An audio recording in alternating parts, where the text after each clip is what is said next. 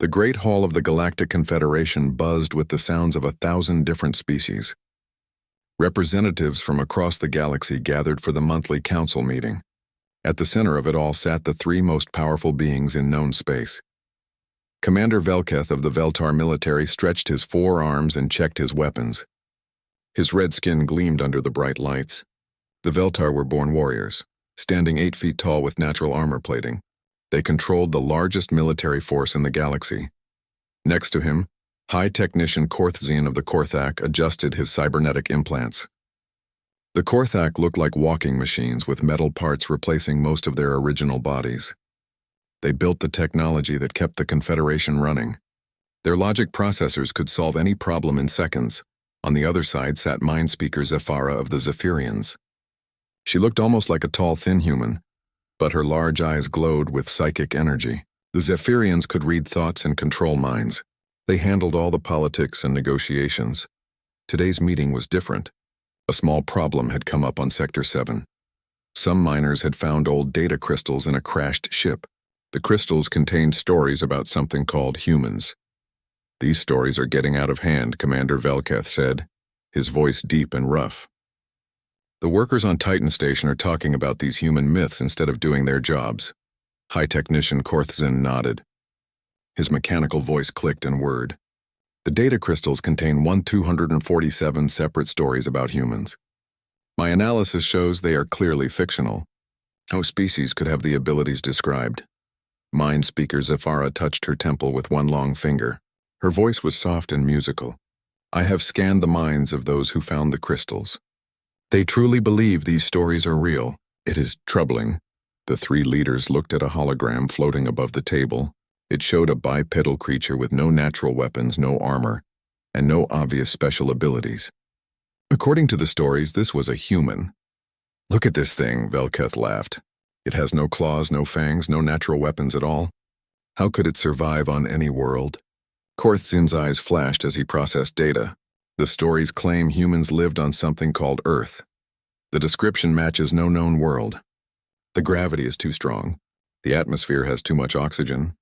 The temperature changes would kill most life forms. It is clearly a death world that could not exist. Zephyra nodded slowly. Yet the stories persist. They speak of humans who could run for hours without stopping. Humans who could survive in environments that would kill us. Humans who could create art and beauty while also being fierce warriors. The hologram changed to show different scenes from the human stories. Humans climbing impossible mountains. Humans crossing vast deserts. Humans building cities and creating music. Humans fighting against odds that should have destroyed them. "This is the part that worries me most," Zephyra continued. "The stories say humans had no telepathic abilities. They could not be controlled or predicted. They made decisions based on emotions rather than logic." Velketh snorted. "That would make them weak, not strong." "Would it?" Zephyra asked. "Think about it. We rule because we can predict and control other species. The Veltar use fear. The Korthak use logic. I use telepathy. But what if there was a species that could not be controlled by any of these methods?" The room fell silent. This was not a comfortable thought. Korthzian's processors hummed louder as he worked. "I have searched all historical records. There is no mention of Earth or humans in any official database. However, I have found gaps. Entire sections of galactic history appear to be missing." "What kind of gaps?" Velketh asked. "Star charts from 3,000 years ago show systems that no longer exist in current maps. Navigation records reference coordinates that now point to empty space. There are references to the Silence Protocol, but no details about what it was." Zephyra closed her eyes and reached out with her mind. She could sense the thoughts of millions of beings across the galaxy. "I feel something, a whisper in the collective consciousness. Fear, old fear. As if the entire galaxy once knew something terrible and then forgot it." Far away from the council meeting, on a forgotten moon at the edge of known space, Dr. Zenthara worked alone in her laboratory. She was a Zephyrian, but different from most of her kind. She studied the past instead of controlling the present. Zenthara had spent her life collecting old stories and forgotten histories. She had boxes full of data crystals, broken computers, and ancient books. Most scholars thought she was wasting her time, but she believed that understanding the past was the key to understanding the present. She had been following the human stories for months. Every time she found one crystal, it led her to another. The stories were everywhere once you knew how to look for them. Hidden in old ship computers, carved into ancient walls, whispered in the songs of primitive species. The stories all told of the same thing. A species called humans who came from a world called Earth. They were not the strongest or the smartest or the most advanced, but they had something that made them special. They never gave up. They could adapt to anything. They could find hope in the darkest situations. But the most interesting thing about the stories was how they ended. They all stopped at the same time. 3,000 years ago, every reference to humans simply disappeared. Zenthara picked up her latest find. It was a data crystal from a Korthak exploration ship. The ship had been lost for 3 millennia, but it had just been found drifting in empty space. The crystal contained the ship's final log. She activated the crystal and listened to the mechanical voice of a Korthak captain. "We have reached the coordinates for the human homeworld, but there is nothing here. No planet, no debris, just empty space. This makes no sense. Our charts clearly show a system here, a star with 9 planets, but now there is nothing." The log continued. "Wait, I am detecting something. A massive artificial structure. It appears to be some kind of weapon. It is generating a gravity field that... No, this cannot be right. The readings suggest this weapon could destroy an entire planet." Then the log cut off with a burst of static. Zenthara sat back in her chair. Her mind raced with possibilities. What if the humans had not been a myth? What if they had been real? And what if someone had made sure they were forgotten? She walked to her window and looked out at the stars. Somewhere out there was the truth. She could feel it calling to her. The galaxy was full of secrets, and she was going to find them all. Back on the council station, the 3 leaders were ending their meeting. They had decided to classify all human stories as dangerous fiction. Anyone spreading these stories would be punished. The data crystals would be destroyed. The galaxy would forget about humans once and for all, but they did not know that their conversation had been recorded. Hidden sensors placed by long-dead rebels had captured every word. The recording was already being transmitted across the galaxy, reaching secret receivers on 100 different worlds. And on those worlds, in hidden bases and forgotten colonies, beings who looked remarkably like the creatures in the human stories received the message. They had been waiting for 3,000 years. They had been preparing. They had been remembering. The Confederation thought they had erased humans from history. They thought their fairy tale was safely buried. But they had made one crucial mistake. They had forgotten the most important thing about humans. Humans never stay buried for long. Dr. Zenthara could not sleep. The recorded log from the ancient Korthak ship played over and over in her mind. A weapon that could destroy planets. A missing star system. Empty space where Earth should have been. She had spent 3 days searching through every database she could access. The more she looked, the more suspicious things became. Official records showed gaps. Navigation charts had been altered. Historical documents had pages missing. Someone had worked very hard to erase humans from galactic history. But why? Zenthara made a decision that would change everything. She was going to find the truth, even if it meant breaking the law. She packed her research into a small ship and left her laboratory in the middle of the night.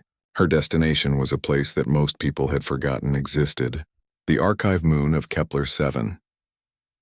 Long ago, before the Confederation was formed, different species used Kepler-7 to store their most important records.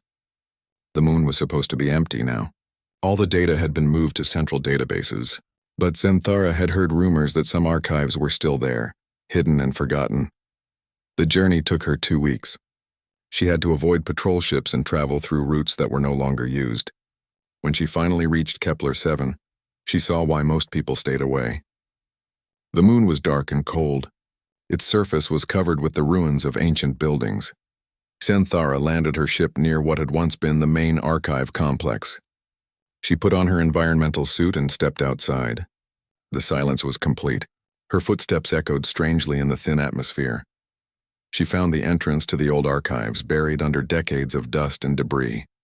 The power systems were long dead, but she had brought portable generators. Slowly, she brought the ancient computers back to life. The archives were vast. Tunnels stretched deep into the moon, filled with storage systems from dozens of different species. Most had been emptied long ago, but some remained untouched. These were the forgotten ones. the archives that someone had wanted to stay hidden. Synthara followed her instincts deeper into the complex. She was looking for something specific, the archives of the First Contact Division. These were the records of early meetings between species, from the time before the Confederation. She found what she was looking for in a section marked with symbols she did not recognize. The storage system was different from anything she had seen before. It was clearly human-made. With trembling hands, she activated the system. Ancient human computers came to life, their screens glowing with soft blue light. The interface was simple and elegant. Even though she had never seen human technology before, it was easy to understand. The files were all there. Thousands of them. Records of first contact between humans and the early Confederation. Diplomatic reports, trade agreements, military assessments, and something else. Something that made her blood run cold. A file marked, Operation Silence Final Report. Synthara opened the file and began to read. What she found was the most terrible truth in galactic history. 3,000 years ago, humans had not been a myth. They had been real. They had been explorers and diplomats and traders. They had been trying to join the galactic community. The early Confederation had welcomed them at first. Humans brought new ideas and new technologies. They were excellent at solving problems that had puzzled other species for centuries. They formed friendships across species lines in ways that no one had ever seen before. But then the three ruling species realized something that terrified them. Humans could not be controlled. The Zephyrians tried to read human minds and found chaos. Human thoughts were wild and unpredictable. They jumped from one idea to another in ways that made no sense. Worse, humans could sense when someone was trying to control their thoughts, and they fought back. The Korthak tried to predict human behavior with their logic systems. But humans did not follow logical patterns. They made decisions based on emotions and instincts. They could be completely irrational one moment and brilliantly logical the next. The Veltar tried to intimidate humans with displays of military power. But humans were not properly afraid. They studied Veltar tactics and found weaknesses. They turned Veltar's strength against itself. They fought in ways that made no sense but somehow worked. Worst of all, humans spread ideas wherever they went. Ideas about freedom and choice and the right to be different. Other species began to question why they had to follow the rules of the three dominant races. Some even began to rebel. The three ruling species met in secret. They decided that humans were too dangerous to be allowed to exist. Humans threatened everything they had built. The stable order of the galaxy was at risk, so they created Operation Silence. Synthara read the details with growing horror. The operation had three parts. First, they would destroy Earth and as many human colonies as possible. Second, they would capture surviving humans and scatter them across the galaxy as slaves, making sure they could never reunite. Third, they would erase all records of human civilization and spread the story that humans were just myths. The plan had been carried out with terrible efficiency. A massive gravity weapon was built and placed in Earth's solar system. The weapon tore the planet apart, turning it into asteroids and dust. Human colonies were attacked without warning. Millions died, but not all humans were captured or killed. Some escaped in hidden ships. Others went into deep hiding on remote worlds. The Confederation thought they had eliminated the human threat, but they were wrong. The final report contained a chilling warning from the Confederation's own military advisors. "We have not destroyed the humans. We have scattered them and given them a reason for revenge. If they ever reunite, they will remember what we did to them. We may have created a threat far worse than the one we sought to eliminate." But the three ruling species ignored the warning. They thought humans were too primitive and disorganized to ever pose a real threat again. Synthara found more files. Secret reports from the centuries after Operation Silence, strange accidents and equipment failures across Confederation space, supply ships that disappeared without explanation, military bases that suffered mysterious explosions, computer systems that developed impossible glitches. The reports always blamed natural causes or technical problems. But when Synthara looked at the pattern, she saw something else. The incidents were not random. They were planned. They were coordinated. Someone was working to slowly weaken the Confederation from within, someone who remembered what had been done to Earth. The final files in the archive were the most disturbing. Recent reports from the past few years. The mysterious incidents were increasing. They were becoming more sophisticated. and they were starting to target the most important systems in Confederation space.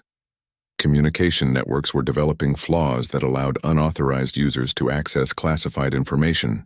Military software was being infected with viruses that no Corthac security system could detect. Cypherian telepathic networks were being disrupted by strange mental static. Synthera realized what was happening. The scattered humans had spent 3,000 years learning and preparing. They had infiltrated every level of Confederation society. They had studied their enemies' weaknesses, and now they were ready to strike back. But this was not about random revenge. The pattern of attacks suggested something much more focused. The humans were not trying to destroy the Confederation randomly. They were preparing for something specific. They were coming home. Synthera found one final file. It was recent, dated just days ago. It contained coordinates, the location of Earth's destroyed solar system.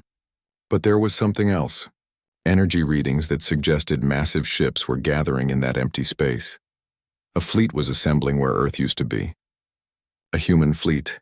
Synthera copied all the files to her personal storage systems. She knew she had to warn someone, but who? The three ruling species were the ones who had committed this ancient crime. Would they listen to her? Or would they try to silence her like they had silenced the humans? She decided to take the risk. The galaxy deserved to know the truth. Even if it meant war was coming, people had the right to understand why. As she prepared to leave the archive, Synthera noticed something she had missed before. A message written in simple text and addressed to whoever finds this record. It was signed with a human name, Captain Sarah Chen. "We know you will find this eventually," the message said. "We left it here for whoever was brave enough to look for the truth. We want you to know that we remember everything. We remember Earth. We remember our people who died. We remember who did this to us. But we also remember that not all beings in the galaxy are our enemies. Some of you will choose to stand with us when the time comes. Some of you will help us build something better from the ashes of the old order. We hope you will be one of them." Synthera stared at the message for a long time. Then she turned off the ancient computers and headed back to her ship. She had a choice to make. She could report what she had found to the Confederation authorities and hope they would listen to reason. Or she could do something that no one would expect. She could try to contact the humans directly. The fairy tale was about to become reality, and Synthera was going to be part of it. Captain Sarah Chen stood on the bridge of the ship Remembrance, looking out at the empty space where Earth once orbited. Around her, a fleet of 300 human vessels waited in perfect silence. They had been gathering here for months, hidden by technology that the Confederation could not detect. Sarah was not the same species that had been scattered 3,000 years ago. Generations of humans had adapted and evolved. They had learned from every species they encountered. They had absorbed knowledge and techniques from across the galaxy, but they had never forgotten who they were or what had been done to them. "Status report," Sarah said quietly. Commander Marcus Webb, her second-in-command, checked his displays. "All ships are in position. Infiltration teams are ready. Communication networks are compromised and waiting for our signal. The Confederation has no idea we're here," Sarah nodded. Behind her, the bridge crew worked with calm efficiency. These were not the emotional, chaotic humans of ancient legend. These were humans who had been forged by 3 millennia of struggle and preparation. They had learned patience from the long-lived species. They had learned logic from the machines. They had learned strategy from the warriors. But at their core, they were still human. They still felt the loss of their homeworld. They still carried the grief of their murdered people. And they still had that most human of traits. They never gave up. "Captain," called Lieutenant Torres from the communication station. "We're receiving a transmission. It's on one of the old emergency frequencies. Someone is trying to contact us." Sarah raised an eyebrow. "From the Confederation?" "No, ma'am. The signal is coming from a small ship. The pilot identifies herself as Dr. Synthera. She says she has information about Operation Silence." The bridge fell silent. Operation Silence was a secret that only humans were supposed to know. How had this alien learned about it? "Put her through," Sarah said. The main screen flickered to life, showing the face of a Zephyrian woman. She looked nervous but determined. "Captain Chen, I hope I have the right frequency. My name is Dr. Synthera. I'm an archaeologist. I found the archives on Kepler 7.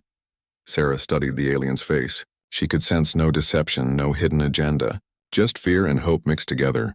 Dr. Zenthara, you're either very brave or very foolish to contact us directly. Maybe both, Zenthara admitted, but someone needs to know the truth. I've read the records. I know what they did to your people. I know about Earth. And what do you plan to do with this knowledge? Sarah asked carefully. I want to help you, Zenthara said. Not everyone in the galaxy supported what happened. Most people don't even know it happened. If you're planning what I think you're planning, you'll need allies. Sarah was quiet for a long moment. The human fleet had not expected this. They had planned for war, for resistance, for the Confederation to fight them with everything they had. They had not planned for someone to offer help. We'll consider your offer, Sarah said finally. But right now we have work to do. Stay in your ship and keep this channel open. If you really want to help, you'll get your chance soon. The screen went dark. Sarah turned to her crew. Begin Phase 1. Across the galaxy, humans who had lived as slaves and servants for 3,000 years suddenly revealed their true nature. They had been waiting, watching, learning. Now it was time to act.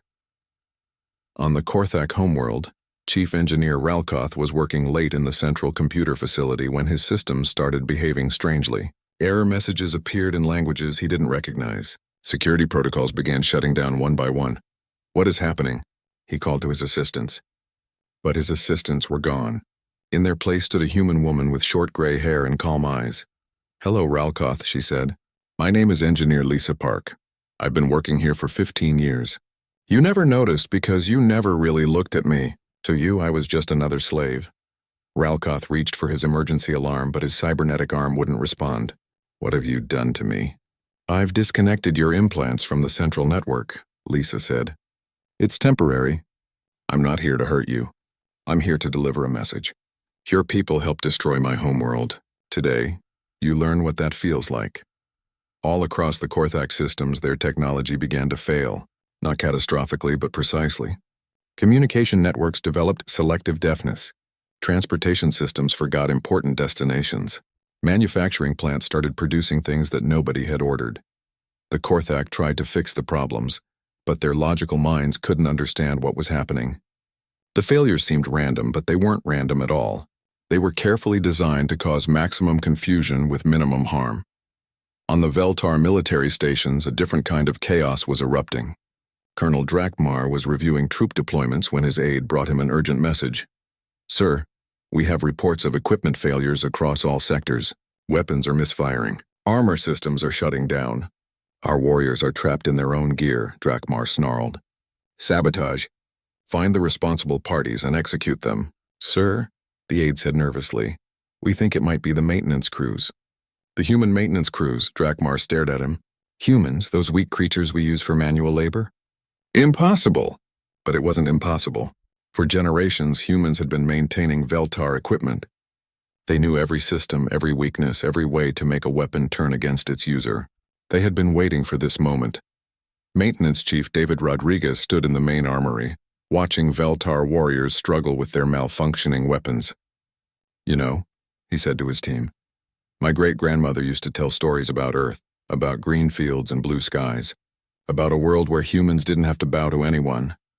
One of the Veltar warriors heard him and raised a weapon, but the weapon's targeting system identified the warrior as a threat and refused to fire. The warrior threw the useless gun down in frustration. Today, David continued, we start building that world again. On the Zephyrian capital world, the telepathic network that connected the entire species suddenly filled with chaos. Mind speaker Zephyra screamed as her consciousness was flooded with alien thoughts. The thoughts were human thoughts, chaotic, emotional, uncontrolled. But there were too many of them. Thousands of human minds all thinking at once, broadcasting their memories directly into the Zephyrian network. Zephyra saw Earth as it had been. Blue oceans and white clouds, cities full of life and laughter, children playing in parks, artists creating beauty, scientists reaching for the stars. Then she saw Earth die. She felt the terror of the humans as their world was torn apart. She experienced their grief as they watched their planet become dust and asteroids. She lived through their desperation as they were scattered across the galaxy. But she also felt something else. She felt their determination, their refusal to give up, their promise to remember and return. All across the Zephyrian network, telepaths were experiencing the same flood of memories. They were seeing the truth that had been hidden for 3,000 years. They were feeling the pain that their leaders had caused. Many of them could not handle it. They collapsed, overwhelmed by centuries of suppressed guilt and grief. But others understood.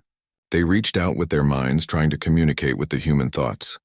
"We're sorry," they whispered into the network. "We didn't know. We're so sorry." Sarah Chen felt the telepathic apologies through the human psychics who had learned to use Zephyrian abilities. It was not enough to erase 3 millennia of suffering, but it was a start. "Phase 2, she ordered. The human fleet moved out of hiding.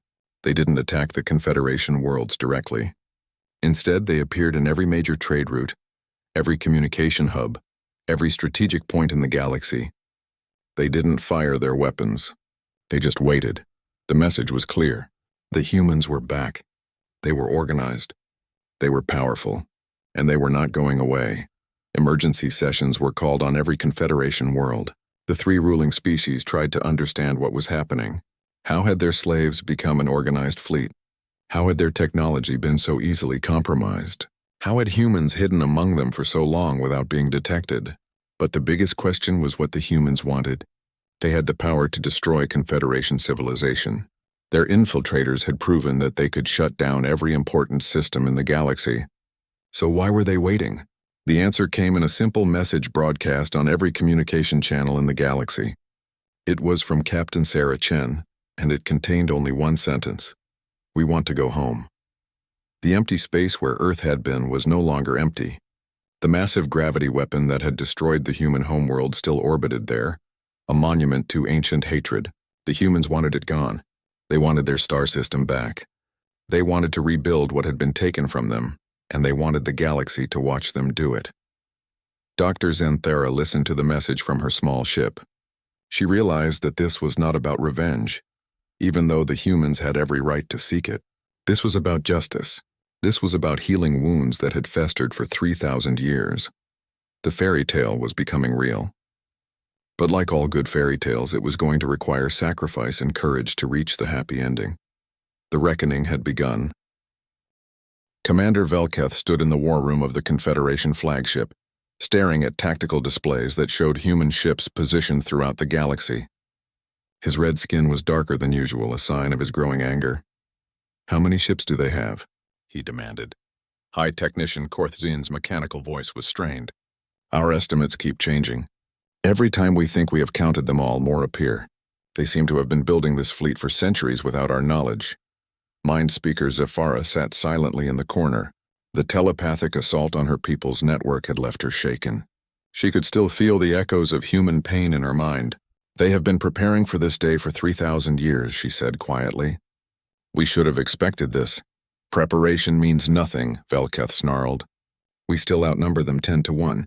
We have the largest military force in the galaxy. We will crush them like we should have done completely the first time." But Korthzin's analysis was troubling. "Commander, the situation is more complex than our numbers suggest. The humans have infiltrated our infrastructure at every level. They can shut down our supply lines, disable our weapons, and disrupt our communications at will. Then we fight without technology." Velketh slammed his fist on the table. "The Veltar are warriors. We can fight with bare hands if necessary. Against an enemy that knows all our tactics and has studied our weaknesses for millennia?" Zephyra asked. "Commander, I have touched their minds. These are not the primitive humans from the old stories. They have learned from every species in the galaxy. They fight like Veltar when they need to. They think like Korthak when it serves them. They use telepathy like Zephyrians when it helps their cause." Velketh would not listen. He was a warrior, and warriors solved problems with violence. "Gather the Grand Fleet. We attack the human position at Earth's coordinates. We end this now." In the space where Earth once spun, Captain Sarah Chen watched the Confederation forces gather. The enemy fleet was massive. Thousands of ships from hundreds of worlds. It was the largest military force ever assembled in galactic history. But Sarah was not afraid. Her bridge crew worked calmly, making final preparations. They had known this moment would come. They had planned for it. "Captain," Commander Webb reported, "Confederation forces are moving into attack formation. Admiral Velketh is leading them personally." "Of course he is," Sarah said with a slight smile. The Veltar have always believed that showing strength was more important than using intelligence. That's why they never understood humans. Lieutenant Torres looked up from her station. Captain, we're receiving messages from across the galaxy. The infiltration teams are ready to begin the final phase. Sarah nodded. Dr. Synthara, are you still monitoring our communications? The Zephyrian archaeologist's voice came through clearly. Yes, Captain. I'm here. You wanted to help us. Now's your chance. We need you to broadcast something for us. Use your credentials to access the Confederation Emergency Network. Tell them exactly what you found in those archives. Tell them the truth about Operation Silence. There was a pause. Then Zenthera's voice came back, steady and determined. I understand. I'll make sure the entire galaxy hears the truth. As the Confederation fleet approached, Zenthara's voice began broadcasting on every channel. She told the story of Operation Silence. She revealed the records she had found. She described how the 3 ruling species had destroyed Earth and scattered humanity out of fear. Across the galaxy, people listened in shock. Many species had never heard of humans before. Others remembered only vague stories. Now they learned that humans had been real, that they had been murdered, and that the Confederation leadership had covered it up for 3,000 years. On some worlds, people began to riot. On others, they demanded answers from their governments. The galaxy was learning that its leaders were not the heroes they had pretended to be, but Velketh ignored the broadcasts. He focused only on the battle ahead. His fleet was in position. The human ships looked small and weak compared to his massive warships. All ships, prepare to attack, he commanded. Target the human flagship. We will end this rebellion by cutting off its head. The Confederation fleet opened fire. Thousands of energy beams and missiles flew toward the human positions. It was the most devastating attack in galactic history. But something impossible happened. The human ships didn't die, instead they moved. Not with the predictable patterns that Velketh expected, but with fluid grace that seemed to defy physics. Human ships slipped between the energy beams like dancers. They used the Confederation's own fire as cover, hiding behind explosions and redirecting missiles back at their attackers. How are they doing this? Velketh demanded. Korthson's processors worked frantically. Their movement patterns make no logical sense. They should not be able to predict our targeting systems, but somehow they know exactly where our weapons will fire before we fire them. The truth was simple. The humans had been maintaining and repairing Confederation technology for 3,000 years. They knew every system better than the people who built them. They had even helped design many of the newer ships, building in weaknesses that only they knew about. Human engineer Lisa Park was still on the Korthak homeworld, but now she wasn't hiding anymore. She stood in the central computer center, her hands flying over control systems that she had helped build. Confederation targeting computers have a weakness, she explained to the Korthak technicians who were being forced to watch. They calculate based on logical movement patterns. But humans don't always move logically. We move on instinct, on emotion, on pure stubborn refusal to do what our enemies expect. As she spoke, she was sending commands to every Confederation ship in the fleet. Their own computers began working against them. Targeting systems developed sudden glitches. Navigation computers started giving wrong coordinates. Communications networks became flooded with interference. On the Veltar military stations, Maintenance Chief David Rodriguez was doing his own part. He had taken control of the weapons manufacturing systems. Now, instead of producing ammunition for the Confederation fleet, the factories were making something else entirely. You want to know the funny thing about Veltar weapons? He asked the captured warriors around him. They're designed to work only for Veltar hands. Biometric locks, genetic scanners, the whole works. But humans maintain these systems. We know how to change the locks. Across the galaxy, Veltar weapons were suddenly recognizing their own users as enemies. Warriors found themselves unable to fire their guns. Starship captains watched helplessly as their weapons refused to obey commands. In space, the battle was turning into a disaster for the Confederation. Their numerical advantage meant nothing when their ships couldn't coordinate attacks. Their superior firepower was useless when their weapons kept malfunctioning. But the humans had another surprise waiting. Confederation fleet, Sarah's voice broadcast on all frequencies. You are fighting the wrong enemy. Your real enemies are the leaders who lied to you for 3,000 years. Look around you. Look at the species in your own fleet who are just now learning the truth about what their governments did. It was true. The Confederation fleet contained ships from hundreds of different worlds. Many of them had been forced to join the military by the three ruling species. They had never chosen to be part of this war. As Dr. Zenthara's broadcast continued, crews throughout the Confederation fleet began to question why they were fighting. Some ship captains refused to continue the attack. Others actively switched sides, turning their weapons on the Veltar, Korthak, and Zephyrian command ships. The fleet that had been assembled to crush humanity was tearing itself apart. Velketh watched in rage as his perfect military force crumbled around him. This is impossible. We are the superior species. We rule this galaxy. But his own ship was betraying him. Human maintenance workers who had been invisible for decades suddenly revealed themselves. They had been waiting in the ship's systems, learning every detail, preparing for this moment. Your ship has been ours for longer than you know, one of them told him. We've been keeping it running, keeping you alive, keeping your empire strong. All while you treated us like animals. The bridge system shut down around Velketh. His weapons went dark. His engines stopped. His proud flagship became a helpless shell drifting in space. But the humans still had not fired a single shot at him. Sarah's voice came over the communication system. Commander Velketh, your fleet is defeated. Your technology has turned against you. Your allies have abandoned you, but we are not going to kill you. Why not? Velketh demanded. We destroyed your world. We murdered your people. Because that's what makes us different from you, Sarah replied. You killed out of fear. We fight for justice. Killing you won't bring Earth back. It won't undo the pain you caused. But building something better from the ashes of your empire, that might. The massive gravity weapon that had destroyed Earth still hung in space, a monument to ancient hatred. Sarah gave a simple command and human ships surrounded it. Special charges prepared over decades detonated simultaneously. The weapon that had torn apart a world was itself torn apart. Its destruction lit up the void like a new star, visible across the galaxy. Where the weapon had been, there was now clear space. 1 year after the battle at Earth's coordinates, the galaxy was a very different place. Admiral Sarah Chen stood in what had once been the Confederation Council chambers, but the room had been completely transformed. Instead of 3 thrones for the ruling species, there were hundreds of seats arranged in circles. Representatives from every known world sat together as equals. The Terran Reconstruction Conference had been meeting for months. It was not easy work. 3,000 years of hatred and fear could not be erased overnight. But slowly, carefully, the galaxy was learning how to live without masters and slaves. Dr. Zenthara had become the head of the Truth and Reconciliation Commission. Her job was to uncover all the lies that the old Confederation had told and make sure the real history was preserved. It was painful work, but necessary. Today we will hear testimony from former Commander Velketh, she announced to the Commission. The once proud Veltar warrior looked very different now.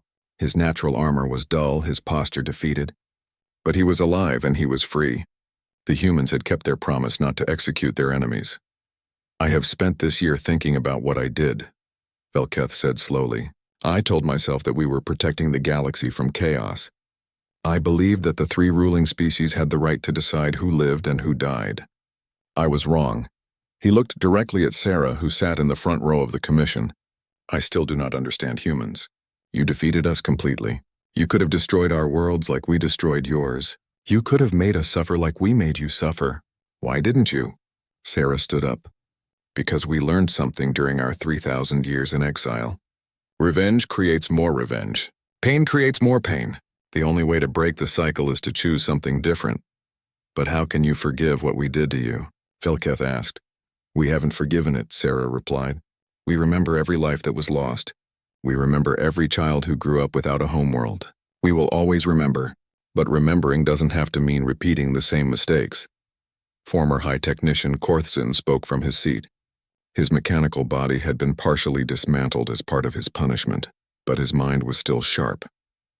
My logical processes cannot compute the efficiency of your approach. Mercy is not logical. Human engineer Lisa Park smiled at him. That's what makes it human. We don't always do what's logical. Sometimes we do what's right instead. Former mind speaker Zafara had been the most changed by the events of the past year. The telepathic contact with human memories had left her permanently altered. She could no longer read minds without permission, and she claimed that was a gift, not a curse. I have a question for the humans, she said. During our rule, We could have learned about your nature from the scattered members of your people. We could have studied you, understood you, maybe even worked with you. Why did we choose to remain ignorant instead? Sarah considered the question carefully. Because understanding us would have meant admitting that your way wasn't the only way. You built your power on the idea that you were superior, that you had the right to control others. Learning that there were other ways to live would have threatened everything you believed about yourselves. Dr. Zenthara nodded. That's why we called humans a fairy tale. It was easier to believe you were myths than to face the possibility that we were wrong. The work of rebuilding was not just about politics and laws. It was also about healing wounds that went deeper than government structures. In the space where Earth had been, something new was growing. The human engineers had brought soil from 100 different worlds and mixed it together in great orbital gardens. They were literally rebuilding their planet from scratch, using the best that every species could offer. But this new Earth would not belong only to humans. Species from across the galaxy were contributing to its creation. Zephyrians provided psychic gardens where thoughts could bloom into flowers. Korthak built mechanical forests that could adapt to any environment. Even the Veltar contributed, using their strength to move mountains and reshape continents. It's not the same as the old Earth, Sarah admitted as she walked through one of the orbital gardens with Dr. Zenthara. It can't be. Too much time has passed. Too much has changed. But maybe that's good. Maybe this new world can be something better than what we lost. The garden around them was unlike anything that had ever existed before. Plants from hundreds of worlds grew side by side. Creatures that had never met before in nature played together in carefully designed habitats. It was chaotic and beautiful and impossible, just like the humans themselves. How long will it take to complete? Zenthara asked. Generations, Sarah replied. Maybe centuries. But that's okay. We have time now, and we have help. The help was coming from unexpected places. Many species that had been oppressed by the old Confederation were eager to join the rebuilding effort. They saw in the human struggle a reflection of their own hopes for freedom. But perhaps the most surprising allies were the young members of the 3 former ruling species. Children who had grown up hearing the real history instead of the old lies. They were ashamed of what their ancestors had done, and they wanted to be part of creating something better. A group of young Veltar had formed a Peace Corps, using their natural strength to help with construction projects across the galaxy. Young Korthak were developing new technologies designed to help rather than control. Young Zephyrians were learning to use their telepathic abilities to heal minds, instead of dominating them. We cannot change what our people did, one young Veltar told Sarah, but we can choose to be different. The changes were not just happening in space. They were happening in the stories that people told their children. In schools across the galaxy, students were learning new versions of the old myths. The stories about humans were no longer fairy tales about impossible creatures. They were histories about real people who had faced terrible losses and chosen to build rather than destroy. Children learned about the human concept of hope, about the idea that things could always get better if people were willing to work for change, about the strange human ability to find light in the darkest situations. But they also learned about the dangers of fear and hatred, about how easy it was for good people to do terrible things when they convinced themselves that they were protecting their way of life. Sarah often visited these schools. The children always asked her the same questions. Are humans really as strong as the stories say? We're not strong because we don't break, Sarah would tell them. We're strong because we keep going even after we're broken. Are humans really fearless? We're afraid all the time, she would admit. We're afraid of pain, of loss, of failure. But we've learned that being brave doesn't mean not being afraid. It means doing what's right even when you're scared. Will humans ever forgive what happened to Earth? This was always the hardest question. Sarah would think for a long moment before answering. Forgiving doesn't mean forgetting. It doesn't mean pretending that bad things didn't happen. Forgiving means choosing not to let the bad things control your future. 5 years after the reconstruction began, the new Earth was ready for its first inhabitants. The ceremony was broadcast across the galaxy. Representatives from every known species gathered to watch as the first children were born on humanity's new homeworld. They were not all human children. The new Earth was a place for anyone who wanted to be part of building something better. Orphans from the war, refugees from oppressed worlds, young people who dreamed of a future without masters and slaves. Dr. Zenthara stood with Sarah as they watched the children play in the orbital gardens. "Do you think it will work?" she asked. "This experiment in living together?" Sarah watched a human child teaching a young Veltar how to plant seeds. "I don't know," she said honestly, "but I know we have to try. The alternative is going back to the old ways, and we've seen where that leads. What if future generations forget the lessons we've learned? What if they repeat the mistakes of the past?" Sarah smiled. "Then we make sure the stories they tell are true stories. We make sure they remember not just the good parts, but the hard parts too. We teach them that building something good requires constant work, constant choice, constant commitment to being better than we were before." As the years passed, the new confederation that emerged was nothing like the old one. It had no permanent rulers, no superior species, no slaves. Decisions were made by councils where every voice was heard. Conflicts were resolved through discussion rather than domination. It was not perfect. There were still arguments, still disagreements, still people who wanted to go back to the old ways. But there was also something that had never existed before in galactic politics. The belief that problems could be solved without violence, that different species could work together as equals, that the future could be better than the past. The humans were no longer myths. They were teachers, engineers, diplomats, artists, and friends. They were just one species among many, working together to build something that none of them could create alone. Dr. Zenthara completed her final report for the Truth and Reconciliation Commission on the 10th anniversary of the battle. She ended it with these words: "The humans were called a fairy tale because those in power needed them to be imaginary.